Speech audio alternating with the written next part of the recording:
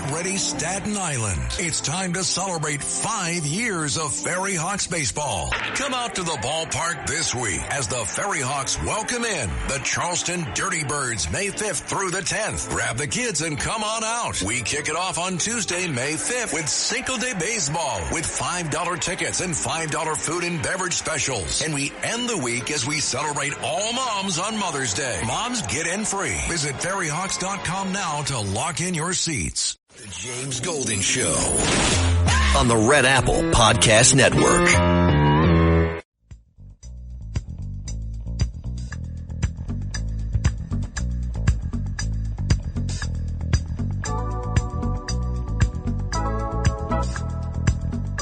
And I'm Jake Novak here in New York, waiting on James and Bo to show up. Same guy, of course.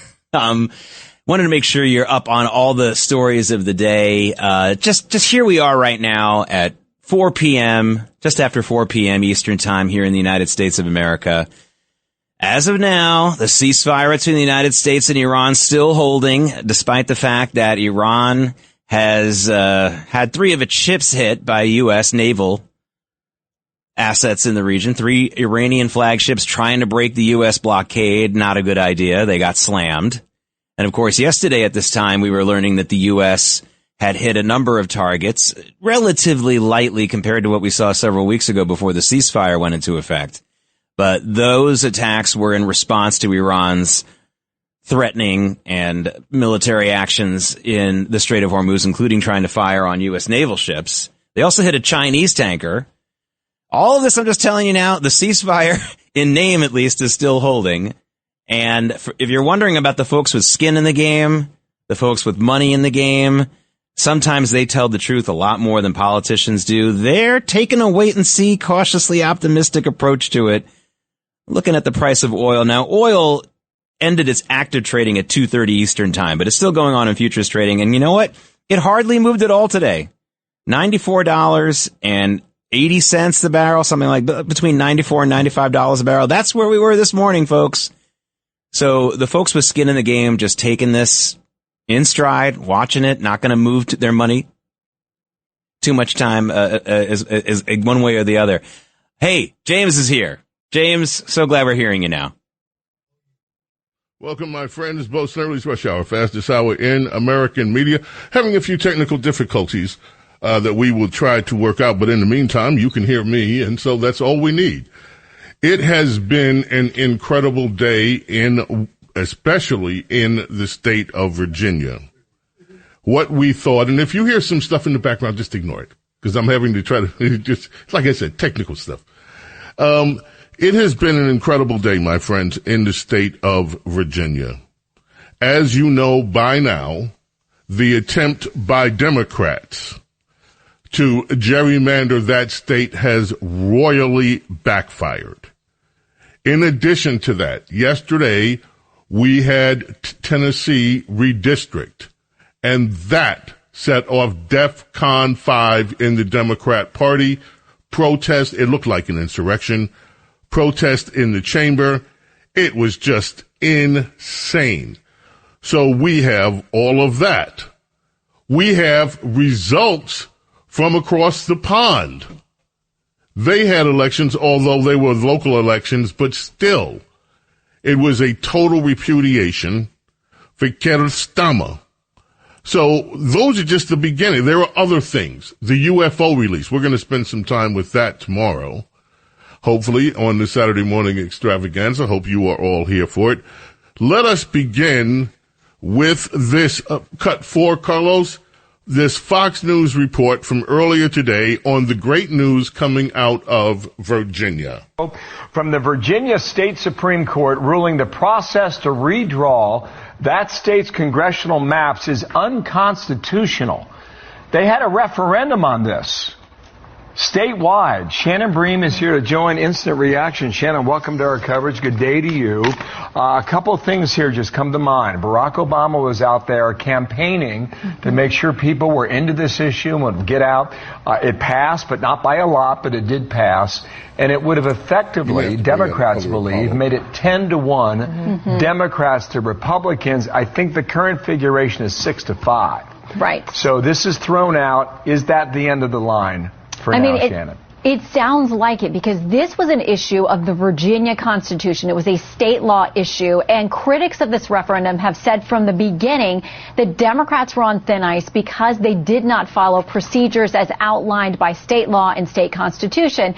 And what the court ended up saying here is that violation irreparably undermined the integrity of the entire voting referendum, said it makes it null and void. And for that reason, they say the congressional district maps issued by the court in 2021, the old maps are the ones that they've got to use for the upcoming congressional election. Now, this was a state matter. Virginia's Supreme Court, the highest court in that state, it's a Commonwealth, they'll remind you, made this decision. Now, it's not out of the realm of possibility that challengers to this decision would try to find some federal hook for it, to try to get to the Supreme Court to say that there is some U.S. constitutional violation in the way that this ruling was made. It's a very tough ask, but I wouldn't be surprised if they try to do it, because what have you got to lose at this point? Well, what they have to lose is face. I didn't have time to pull the Hakeem Jeffries soundbite of when right afterwards, and he went to the podium and he said, F-A-F-O, and we've got you. And then for like 48 hours, there was news coverage saying, well, the Democrats really flipped the script of redistricting on the president. Then this week, the president won those races in Indiana to try to put that back in. You had Tennessee do what it did. You had the Supreme Court just last week. And so now I sort of feel that the Virginian Democrats irritated everybody, made everybody mad, and then they lost. And so what they could lose is, one, self-respect maybe, but also funding and the seats that they thought they were going to win. Yeah, and the momentum, because as you mentioned, all of those things are such huge developments. That Calais decision out of the Supreme Court last week triggered what we just saw in Tennessee. Alabama's going to make a run at it. Louisiana has to. South Carolina may be in the mix. So while Democrats have seemed to be gaining sort of a net advantage in a lot of what they've done in the redistricting, and they point to Republicans, you guys started this in Texas, those decisions, and this one today that just landed, they are big wins for Republicans. They are huge wins for Republicans, my friends, not just big wins. And another huge, well, I'll tell you what, Princess Diana last weekend, when she was on the Saturday morning extravaganza, said Democrats had experienced the worst week politically in our lifetimes. That, combined with what has happened this week, these guys have not been winning on the big front. This Supreme Court decision, coupled with this Virginia decision, Gavin Newsom immediately ran out and started crying about the decision in Virginia being rigged. I have the story somewhere here, and it's just astounding. Rigged? This guy, Gavin Newsom, rigged? Here it is right here. It's in thehill.com today.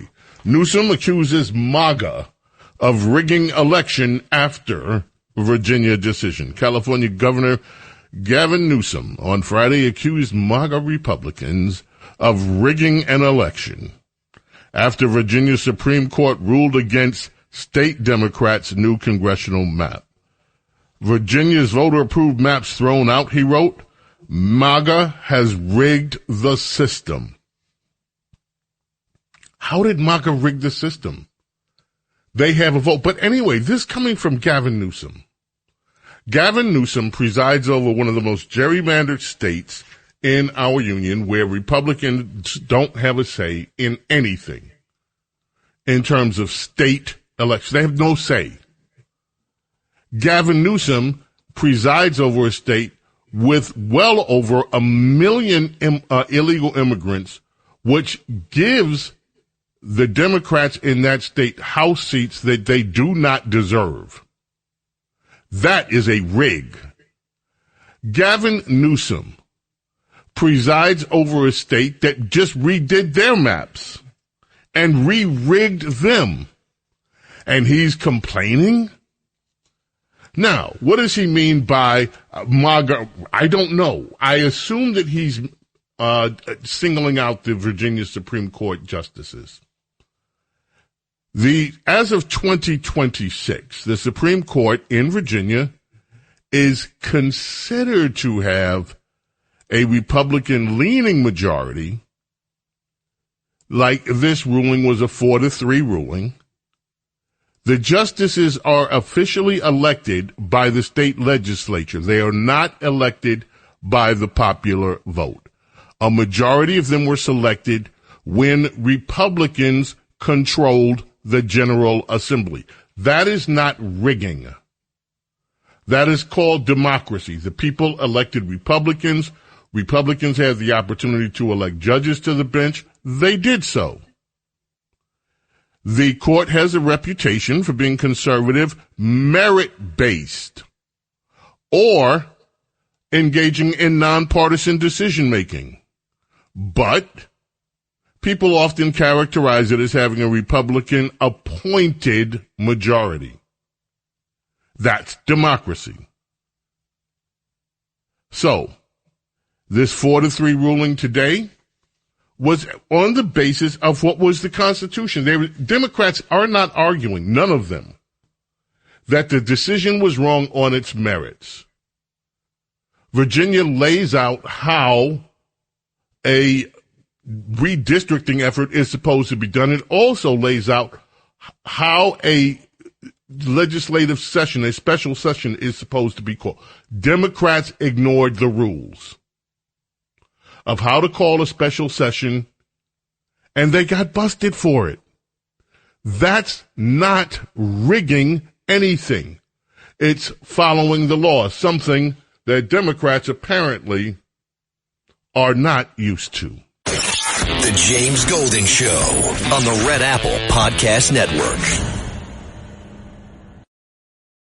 The Marine Toys for Tots foster care program is bringing hope to children who need it most. Every 2 minutes, a child enters foster care, often with only a small bag of belongings. More than 400,000 children face trauma and uncertainty, many before age 8. This May, during Foster Care Awareness Month, Toys for Tots is creating Room for Joy. In 2025, nearly 375,000 children received comfort through toys, books, and essentials, reminding them they are not alone. Donate now and change a child's life. The James Golding Show. Entertaining and informative on the Red Apple Podcast Network. Yes, ladies and gentlemen, let us revisit our dear friend in the House, none other than Hakeem Jeffries. And this was earlier when he was urging people to vote. That would be cut 6. Time for it now. We're urging everyone to vote yes to stop the MAGA power grab. And the voters of Virginia have an opportunity to ensure that there's a fair national congressional map. Because we believe that it's the voters of Virginia and the people of this country who should decide which party is in the majority in the aftermath of the midterm elections. Not Donald Trump and his extreme MAGA sycophants in state legislative bodies across the country who were ordered by Donald Trump to gerrymander the national congressional map as part of their effort to rig the midterm elections. This effort has failed because Democrats haven't stepped back. We've fought back. Right. And of course you remember the infamous quote about maximum warfare. That is cut 7. Let us remember that on this beautiful day. Maximum warfare everywhere, all the time, in connection with the redistricting battle that Republicans launched. I stand by it. You can continue to criticize me for it. I don't give a damn about your criticism. Well, you may not give a damn about that criticism, but I know one thing you give a damn about. Play cut 2. This is what you give a damn about today, Hakeem. Fallon, walk us through this ruling. Why did the court ultimately strike it down? Yeah, so the Supreme Court here, the Virginia State Supreme Court, is striking this map down on procedural grounds. They are saying that the mechanism that the state legislators used to call the special session to actually draw this map was invalid under the state's constitution. Now, of course, this session was called by the state Speaker of the House, But in Virginia, in order to call a special legislative session like the one that was used to create this map, either the governor needs to call it or a 2/3 majority of both houses of the state legislature need to call that session. So this Supreme Court is upholding a lower state court's ruling saying that that mechanism for the state speaker to call this special legislative session was invalid. And so therefore, the map that they produced during this legislative session was invalid. Yes, it's all invalid. Here's the thing. The Constitution of Virginia, the Democrats, for them, constitutions don't matter unless they want it to for something. They will cite the Constitution on certain things, but for the most part, it doesn't matter. The Constitution doesn't matter when they're discussing, like in Colorado. Colorado has just looked at the Second Amendment and pretty much torn it up in their drive to regulate people's not only weapons but ammunitions. That's going to be in the Supreme Court, no doubt. When you look at the very notion of sanctuary cities violates the Constitution, as do sanctuary states. But they don't care. They will proceed along their merry way. In fact, in New York, I think we discussed this yesterday, New York has a budget that they claim, Kathy Hochul claims, is being delivered, although some are disagreeing that the budget is actually in place. But a lot of this budget concerns ICE. For instance, they're going to tell ICE where they can and cannot go. They're going to tell ICE you have to take off the mask. You have to do this. That is a blatant attack on the Constitution of the United States. The federal government has supremacy over state governments and over city governments. So this is something that the Democrats do quite often. They ignore the Constitution when it's convenient, but thankfully, the Virginia Supreme Court did not ignore the Constitution of the Commonwealth of Virginia. And today, Democrats are looking, how shall we say, well, not like winners. We'll be right back. The James Golden Show on the Red Apple Podcast Network. The James Golden Show, entertaining and informative on the Red Apple Podcast Network. James Golden Snerdley with you here. I want to continue very quickly with some analysis on this momentous decision in Virginia. The thing that I love most about it, 2 weeks ago, when they passed this, Democrats were gleeful. The MS Now crowd, the CNN, they were gleeful. In fact, there were stories, and I reported on one from The Hill. There were questions about Mike Johnson. How did you get outspent on this? The Democrats outspent you. The Democrats outspent you by a lot. How was that allowed to happen?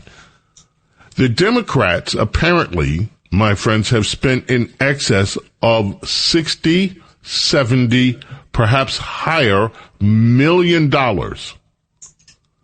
on this redistricting vote in Virginia.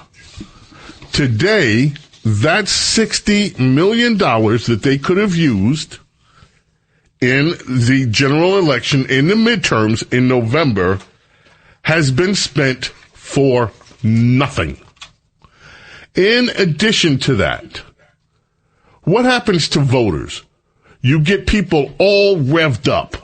They go out, yeah, we're gonna beat those nasty Republicans. We hate MAGA. We're gonna redistrict and we're gonna beat Donald Trump and those red hat wearing MAGA, the maggots, and whatever else they call. They have a lot of names. So, they've gone out. They got emotionally invested in it. They went out. They voted. They won. They celebrated. They were celebrating loudly. And then, 2 weeks later, the rug is pulled out from under them. No, you didn't win. You won nothing. You wasted your time. You wasted your money. You wasted your enthusiasm. Now, I don't know whether that will serve as a suppressant or not. There are bound to be some people. In fact, there was a funny video I'll try to get the audio of it tomorrow. Didn't have time to do it today. There's a funny video of one lone woman. She's a little bit chunky, on the chunky side. Doesn't matter. Chunky's nice. But she has her pocketbook and some high heels, apparently. I don't know whether they're high heels or sneakers, couldn't tell that well. Anyway, she's walking outside the Virginia Supreme Court house where the Supreme Court meets. She's walking outside by herself. One man, old man, is like with a cane going into the courthouse. Outside of that, on the street, there's nobody. And she's walking up and down the street. Shame on you! Shame on you for taking away. I'll see what, and she's just ranting and raving to herself. A bus passes by and you can't hear her for a minute. And then the bus passes and she's still ranting by herself. Alone outside the Virginia Supreme Courthouse, the Supreme Court courthouse, by her lonesome. It is, I don't want to gloat over that. I just think it's symbolic. You revved up people and now there's this big letdown. How do you recover after such a big letdown?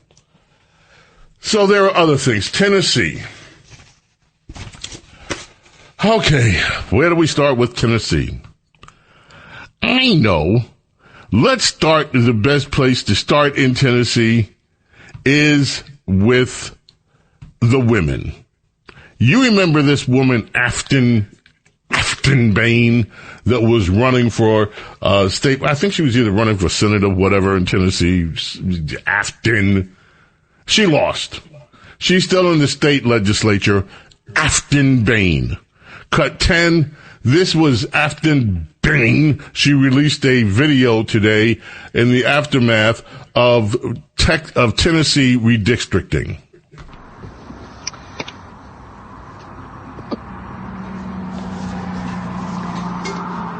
Today was really hard. In fact, excruciating. Bone-crunching, sad. The Tennessee legislature passed new congressional maps to eliminate our last democratically held congressional seat in the state of Tennessee, while our Republican colleagues in the Senate and the House laughed and looked on. One, I want to thank each and every one of you who showed up to the Capitol the last few days, who called in sick, who left work to join us and observe the degradation of our democracy and to stand against tyranny. And with all of us, we see you and we're grateful for you. Thank you, thank you, thank you. I want to say thank you to the legislative staff, to the organizers and activists that lost sleep and ensured that today was one that the state will never forget and that history books will write about. Thank you.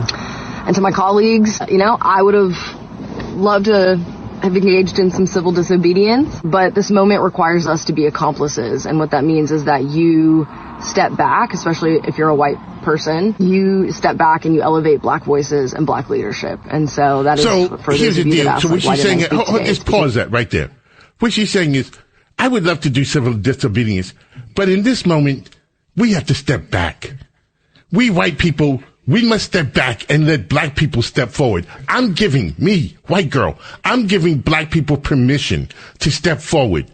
Go ahead, black people, you step forward. I'm directing you, because of course, I still think I'm your massa, but could you give me a minute, Judah, by the way, on your way to step up? But you black people, we have to just stand aside for a minute and let the dark skinned people talk. Because this is their moment for outrage. So I'm Afton Bain, nice little liberal girl, but we're gonna stand aside because I would like to be like breaking up stuff and like having a Karen moment. But this is the moment to let black people speak. So go ahead, black people, you have my permission to speak. What was more important to me was to ensure more space for black leadership and black voices. And so I was busy organizing. I'm sure you all saw me running around on my phone, trying to ensure that testimony was covered, preserved in the Tennessee Code annotated in perpetuity, and that things ran smoothly. And so for those of you that have done your own organizing, you understand that these events don't happen in a vacuum. So people are insufferable. What's going to happen next? I'm so enraged. I'm so full of rage. And what I want you all to understand, Tennessee is not hopeless. The state is not hopeless.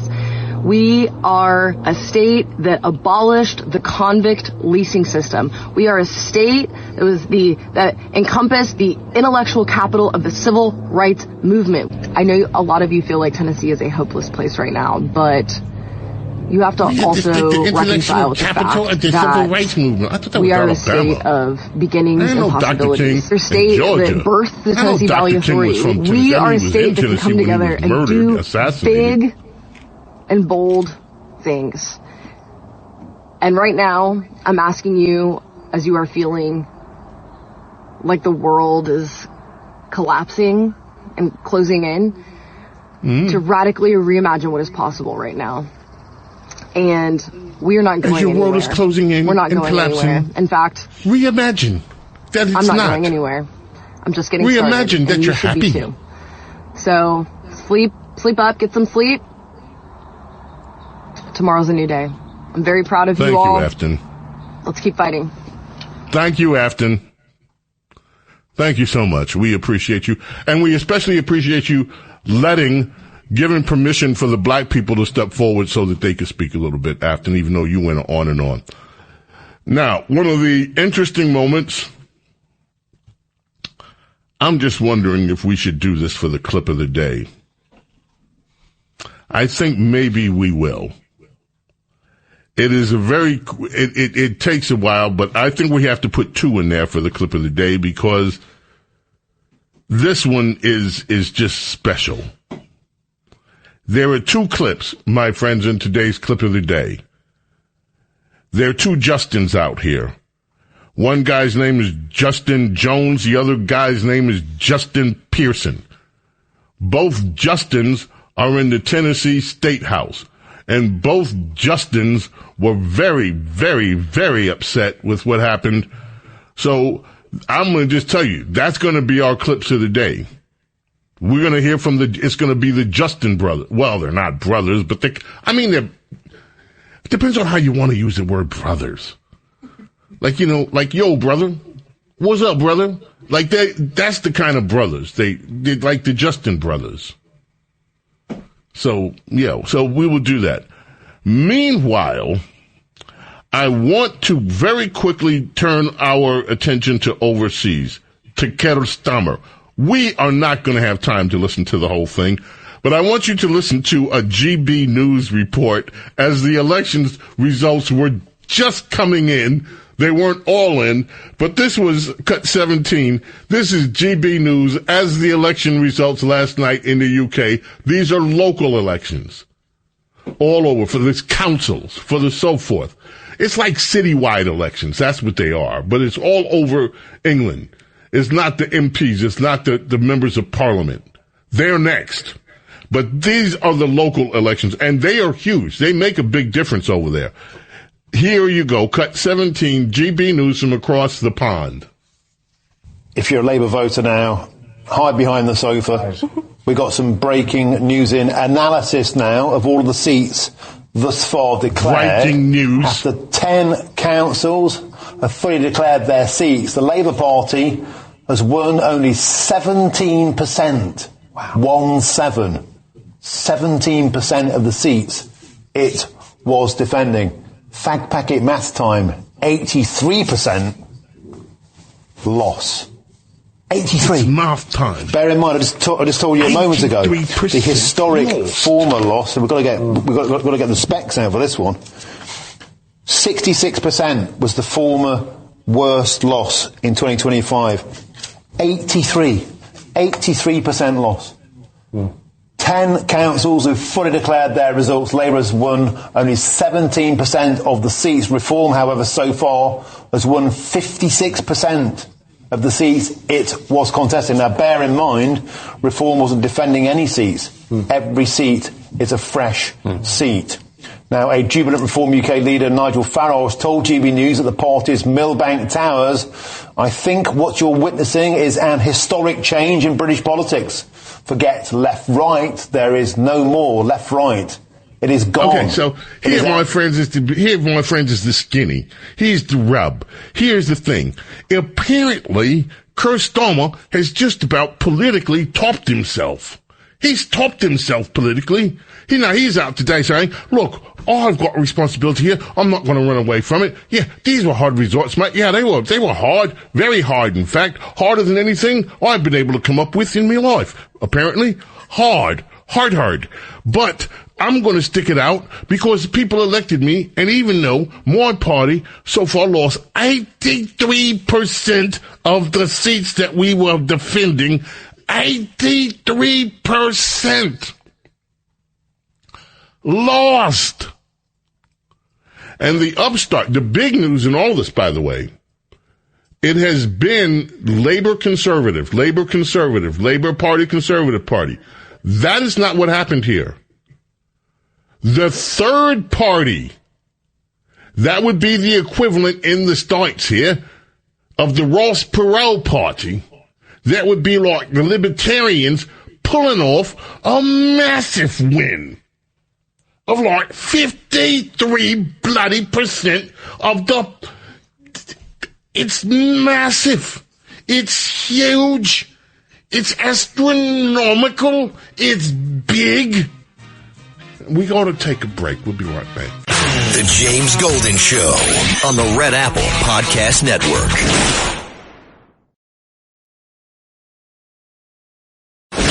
James Golden Show, entertaining and informative on the Red Apple Podcast Network. Yes, my friends, it is almost time for the cuts of the day, but we have one more. I promised you 2. I'm going to give you 3. Overperformance is called, you see. Yes, so let us turn, and this, folks, is quite interesting.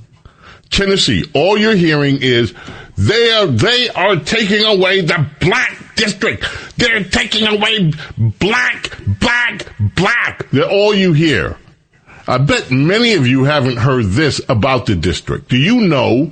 You would think that this is an all-black district. You know who the congressman is? The white dude. Cohen. We have Steve Cohen. And do you know who's polling well after on the Republican side? Let's check in with Leah Moynihan on CNN Cut 8 very quickly, and listen to the response she gets to this. You have to admit it's a little ironic that the woman now who is likely going to win the 9th district in Tennessee is a black Republican woman as a result of this redistricting effort. It's likely going to be a black Republican woman who beats that old white man. Could I make this very simple point? We're going to come back. It actually is. We're going to take.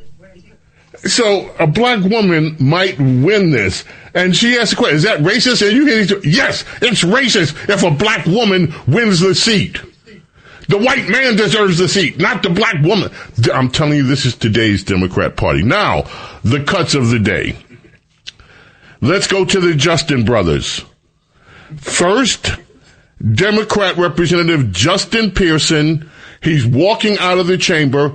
He puts his face directly, like face up, into a state trooper's face. Cut 12, and this is what he says. What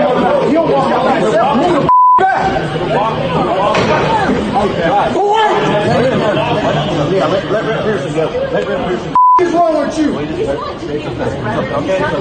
is wrong with you? You stupid mother. He's calling the trooper every kind of MF.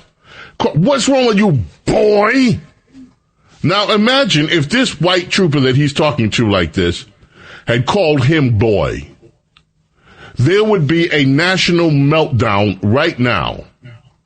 in every liberal media outlet in the country and perhaps overseas as well. But it's okay.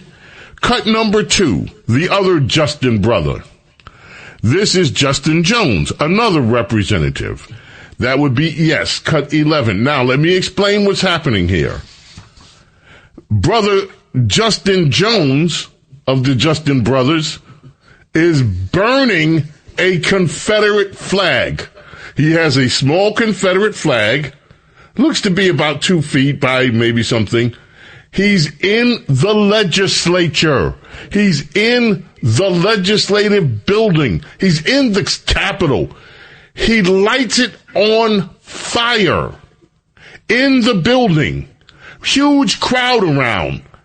And then after it burns, he throws it on the floor and starts stomping on it as he's burning a flag inside the legislature. This is what Democrats are doing around him.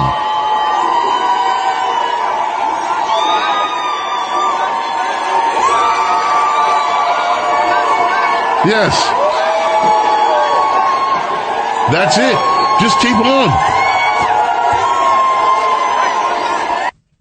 They're going nuts.